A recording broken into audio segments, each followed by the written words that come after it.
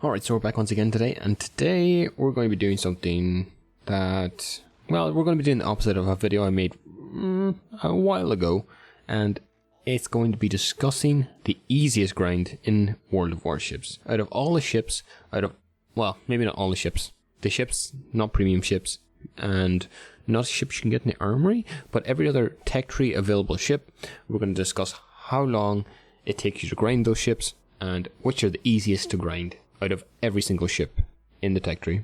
So the way I want to do this is there's a few things I want to a few disclaimers, shall we say, that I want to actually bring up.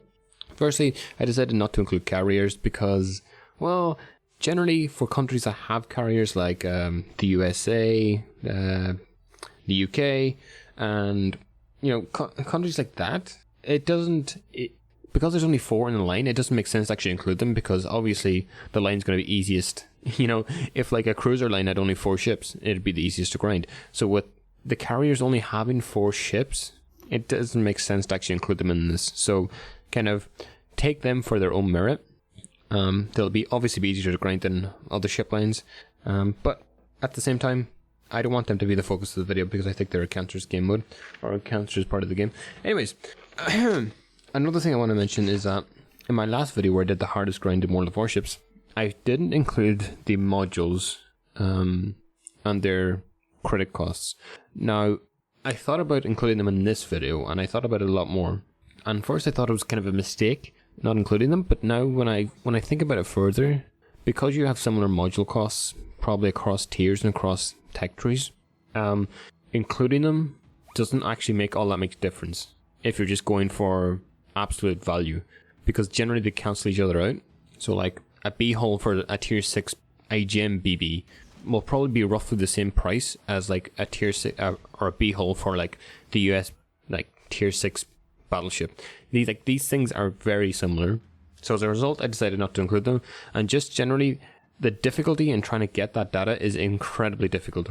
So that's my justification for not including the modules. Now obviously it's going to take longer than this stated to actually grind the ship with modules and stuff included, but the relative effect of which is the easiest will still be exactly the same. So I think that's everything. So without further ado, we're going to get into it. I want to go country by country and describe which line is the easiest to grind, and then I'm going to give the overall cheapest ship to grind overall out of all the countries and all the lines. Alright, starting with the IGN line, we're going to go through this from the battleships, the cruisers, the destroyers, and the carriers, and we're going to go through them all, and then I'm going to tell you which one is the best value. So for battleships, going from tier 3 to tier 10, the Yamato, you have, credits wise, it's going to cost you 59,753,000 credits and 704,300 XP for the battleship line. Now if we look at cruiser line, from tier 1 all the way to tier 10, the Zhao, it's going to take you 52,139,000 credits. If we look at the XP is going to take you 619,350 XP in total. If we look at destroyers, now destroyers have 2 different lines. We have the Harugumo line and we have the Shimakaze line. If we look at the Shimakaze line, it's going to cost you 52,051,000 credits to grind the entire line, whereas XP wise it's going to take you 607,820 XP to grind that entire line. Now if we transfer over to the Harugumo line, generally the first part of this line is the same, and then they split off into 2 different variants. So for the Harugumo line, it's going to cost you 52,151,000 credits to grind it entirely, and 605,320 XP for the Harugumo line. Now, if we go for the carriers, they grind the entire carrier line. Now, there's only 4 carriers in the line, but even so, it's actually quite surprising how much they cost. So, carrier-wise, it's going to cost 45 million credits to grind the entire line completely, and 567,000 XP in total, which, is not that much, but considering it's only 4 ships, is quite significant. So if we're going to discuss which is the cheapest ship overall, in terms of credits, the cheapest line out of this entire group is going to be the Shimakaze line, and if we look at the XP, the cheapest XP line is going to be the Harugumo line. So the 2 variants actually make kind of a difference overall. Again, not that much, but it's still there and it's still worth thinking about. Alright, so moving on to the USA line. Again, we're going to do the same process again, battleships, cruisers, destroyers, carriers. So for battleships, going from Tier 3 South Carolina to the Montana is going to cost you 58,144,000 credits and 677,500 XP. If we move on to cruisers, again, there's two different cruiser lines here. We're going to have the Worcester and the Des Moines cruiser line. So for the Worcester cruiser line, not going from the Erie to the Worcester, is going to cost you 53,976,300 credits. And for XP for the Worcester line, it's going to cost you 653,150 XP. If we switch over to the Des Moines line, the Des Moines is going to cost you 52 million, sorry, I wish, 52,864,300 credits. Or if we go for the XP, it's going to cost you about 634,150,000. I said that really weird. 634,150 XP. Now if we move on to the destroyer line, if we're going from the Samson to the Gearing, it's going to cost you 52,190,000 credits. Whereas XP wise is going to cost you 629,420 XP. And again, the US line has carriers, the Langley, the Ranger, the Lexington, the Midway. And the credits for this line, or the carrier line, is pretty much the same as the IGN line, 45 million credits. Whereas the XP is 567,000 XP for the entire line, which is only 4 carriers again. So with that being said, I think it's quite obvious that the cheapest line here for the USA is the destroyer line, the Gearing line, with it being only 52,190,000 credits and 629,420 XP. Moving along, this is the first nation that doesn't have a carrier line that we're going to feature. So for the USSR, for battleships, we go from the Tier 3, which I cannot pronounce, to the Kremlin, and that's going to cost you 60,839,000 credits, which is incredible amount. XP wise is going to cost you 717,000. That's 71,000, I wish. 900 XP, which is quite pricey. Cruiser wise, we go from the Orlan to the Moskva, and I know this cruiser line is going to be split relatively soon.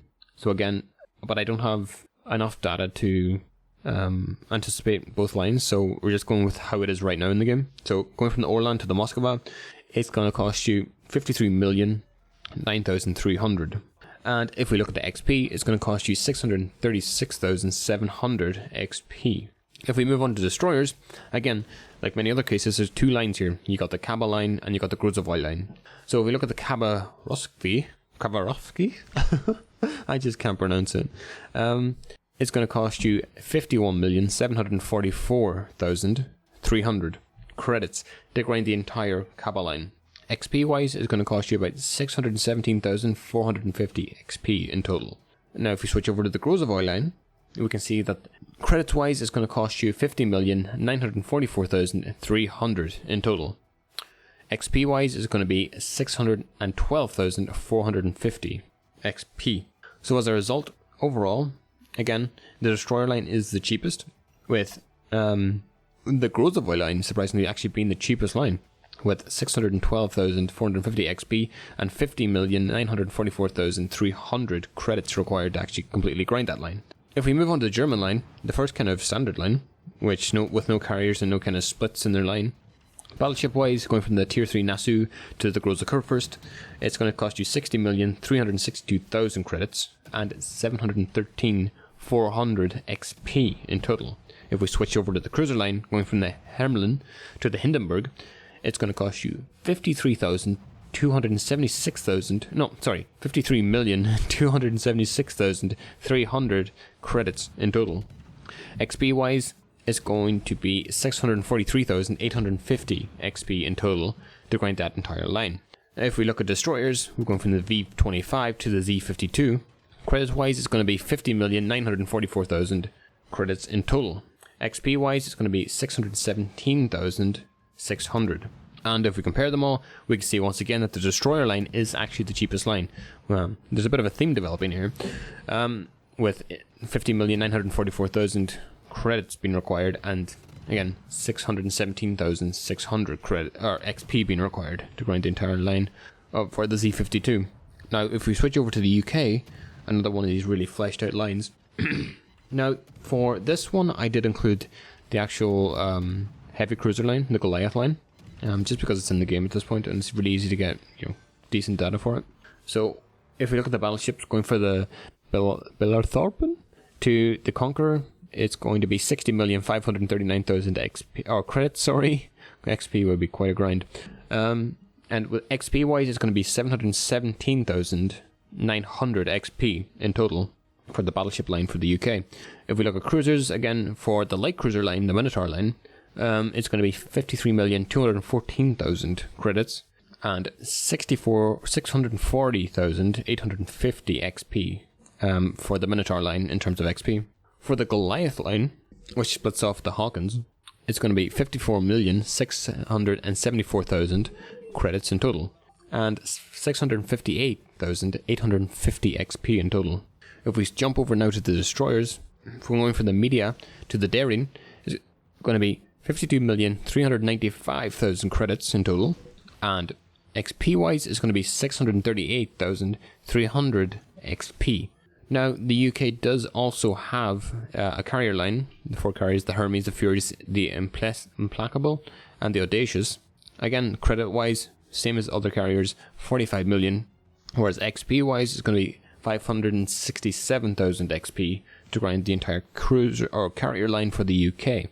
If we move on now to France, we can see for battleships, going for the Republic, it's going to cost you 60,638,000 credits and 722,950 XP.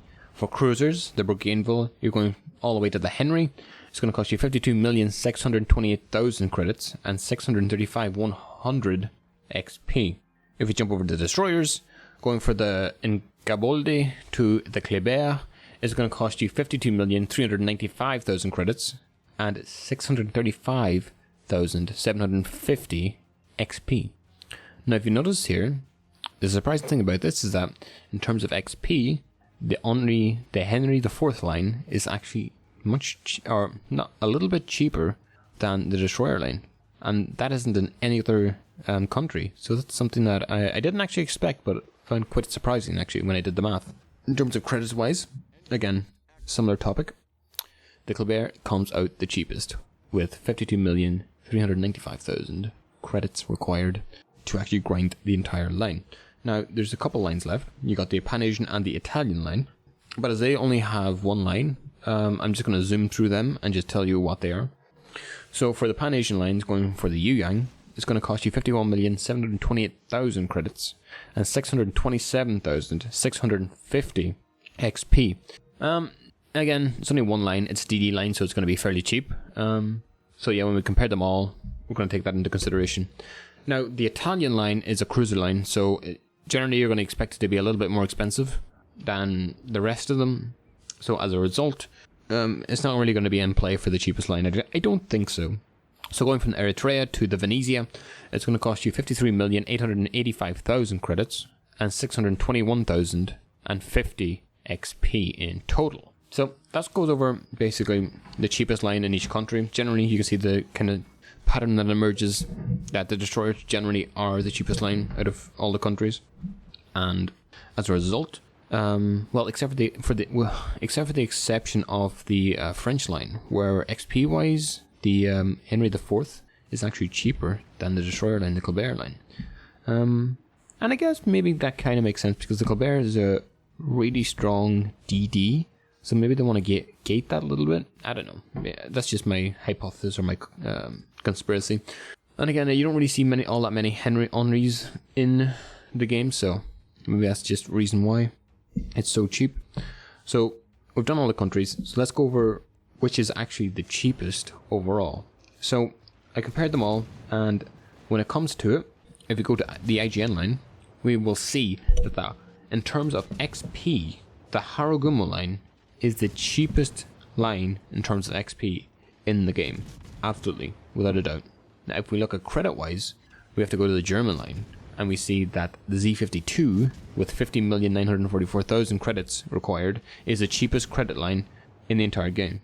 Again, for reference, the Haragumo line costs 605,320 XP to grind the entire line. So with that being said, let's do some calculations now to see how long it actually take you to grind the entire line.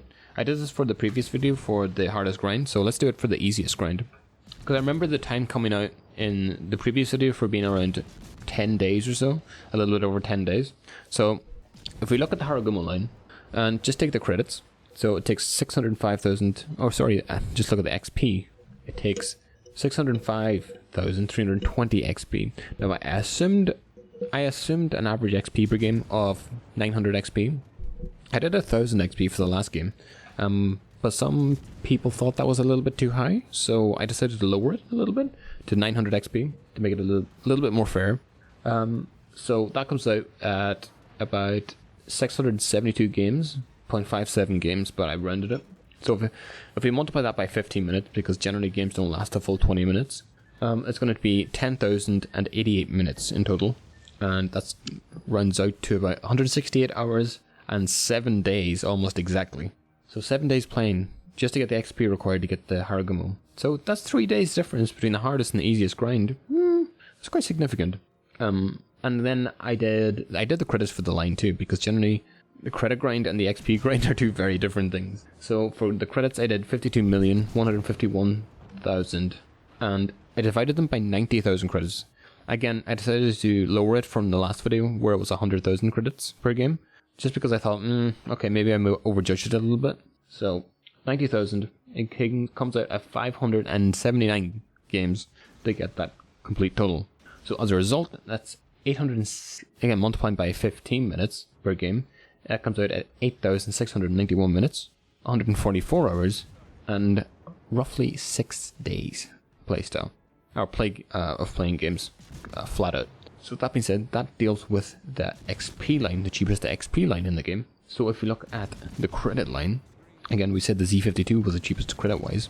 So if we take the credits for the Z52, 50,944,000, and divide that by 90,000, we get 566 games. Significantly less games than the Haruhatsu. And that means we get, well, maybe not credit wise, but it's still an improvement. It's about, what, 13 games less you have to play? So that comes out at around 8,490 minutes, which is 142 hours and 5.89 days. So there's about 0.11 difference in the days between the easiest grind XP and the easiest grind, or the Z52 line and the Haruhatsu line, or the Haragumo line. I don't know why I said Haruhatsu. So that roughly works out at about 2.5 hours, 2.5 hours, which isn't all that much of a difference. If we look at the XP for the Z52 line though, we see it's at 617,000 XP divided by 900 XP per game. It comes out at about 687 games, which is, again, about 15 more than the Haragumo line. So you can see the sort of way it balances out a little bit. It's 13 more for the Z52 line for the credits, and there was 13. It was 13 more for the first line, and now it's 15 more for when you invert it. So as a result, 687 games comes out at about 10,283 minutes, which equates to about 171 hours, and comes out at about 7.14 days. So again, you can see it's all kind of averaging around 7 days, maybe 6 days for some grinds, which is significantly different from the last, the hardest grind, which takes about 10 or so days, maybe a little bit more over 10 days. So there is quite a significant difference, almost 30%. So with that being said, that pretty much sums up the entire video. So as a result, I hope you enjoyed this. It was a little bit different, and I like doing these little different videos where it takes a little bit more of an involvement to actually do. It takes some time to actually get the information and get the data together and how I'm going to go about it. And if you enjoyed it, you can subscribe. But until then, I'll see you in the next one.